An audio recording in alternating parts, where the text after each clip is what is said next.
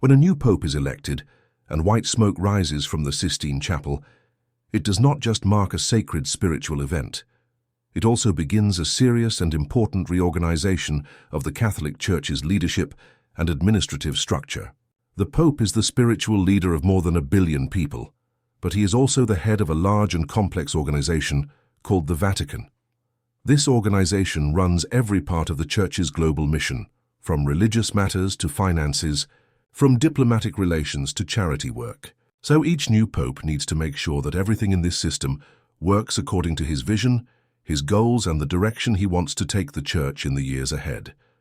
This does not mean removing everyone at once or making loud, aggressive changes. Instead, the new pope begins by gently adjusting key positions and structures within the Vatican. He brings in new people, moves others to different positions, and sometimes creates new departments to better serve the Church. These changes are not just for appearance. They are deep and meaningful.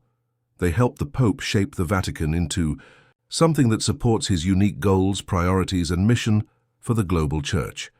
Let's look at the top 5 ways a new Pope restructures the Vatican after his election, starting with the most immediate and powerful action, replacing key personnel.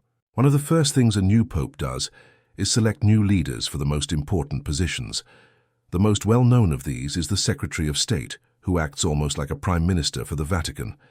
This person is the Pope's closest advisor and handles a large part of the Church's diplomatic affairs. Changing this role is often one of the very first steps the new Pope takes. It sets the tone for everything that comes afterward. For example, when Pope Francis was elected in 2013, he replaced the then-current Secretary of State, Cardinal Tarcisio Bertone, and brought in Cardinal Pietro Parolin, who had deep experience in international affairs and church governance. This change sent a clear message. Pope Francis wanted reform, global outreach, and better organization. In addition to the Secretary of State, the new Pope often reviews the positions of other high-ranking leaders. These include those in charge of 2 important departments like the Congregation for the Doctrine of the Faith and the Congregation for Bishops. These roles are vital for teaching the Church's beliefs, appointing bishops around the world, and ensuring that the Church remains unified in its teachings. Sometimes the people holding these roles are replaced. Other times, the Pope allows them to stay to help maintain stability. But even when they remain, their mission is often reshaped under the new Pope's leadership. This first wave of replacements and confirmations is carefully thought out. The goal is not to punish or remove people unfairly, but to build a leadership team that understands and supports the Pope's ideas. In every organization, people are more effective when their leader trusts them and they share a common vision. The Church is no different. The new Pope needs a trusted group around him to carry out his plans. The second major way a Pope restructures the Vatican is through strategic reassignment and rotation of important figures. The Vatican is filled with experienced cardinals, bishops, and other leaders. Many of them have served for years, and they have strong skills and knowledge. But just like in any large organization, sometimes people are more helpful in different roles. A person who was a great leader of one department under a previous pope may now be more useful in a different position. This kind of movement is not about disrespect or removal. It's about making the best use of each person's talent.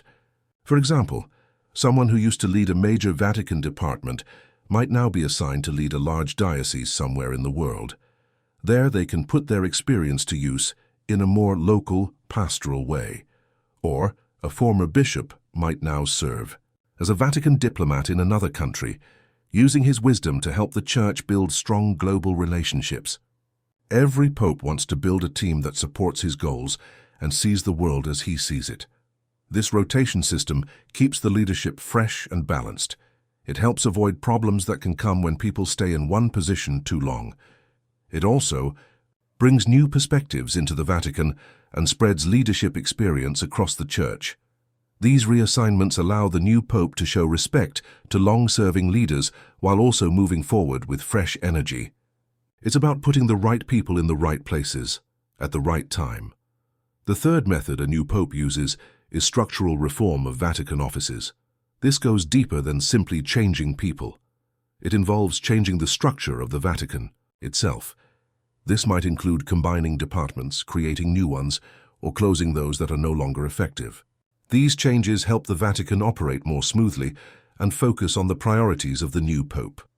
One of the best examples of this came under Pope Francis. He created the Dicastery for Promoting Integral Human Development in 2016. This new department combined 4 different Vatican councils into one. These were the Councils for Justice and Peace, the pastoral care of migrants, the work of charity, and health care. By merging them into one, Pope Francis made the Church's work more unified and efficient. He also showed the world that he cared deeply about social issues, the poor, migrants, and health. Through this structural reform, his values became clearly visible in the way the Vatican was organized. Another major move was the creation of the Secretariat for the Economy, which focused on improving the Vatican's financial systems.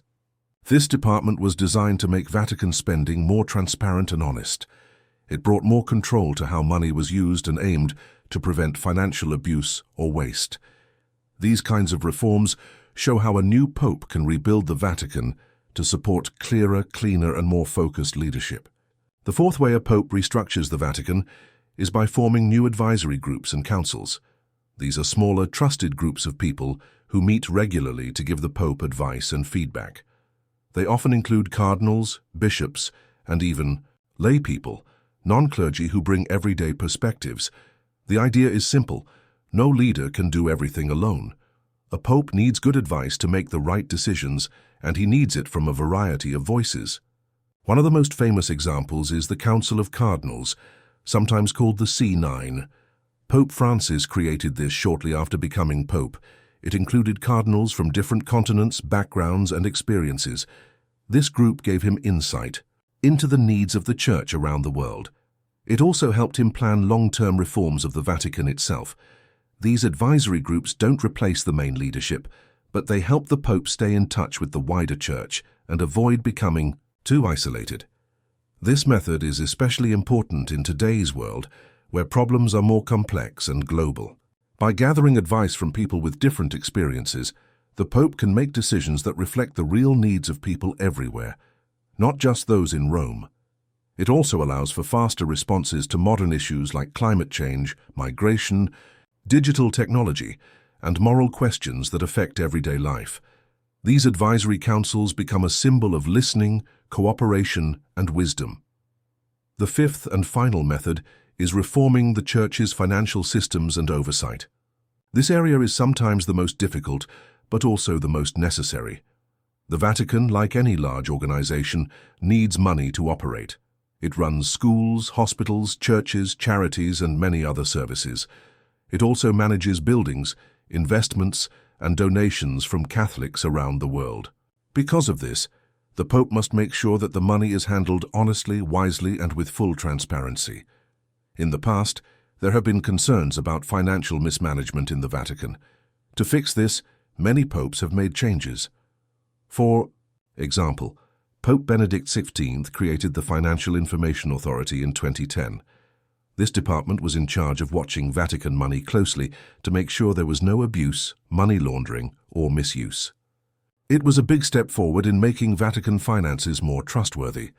Pope Francis took this even further. He gave more power to this office and created a new Auditor General to look at all spending.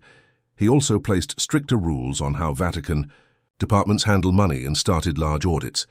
He wanted to make sure that every euro and dollar was used properly. As a result, many people in financial leadership roles were replaced, and new systems were put in place to improve accountability.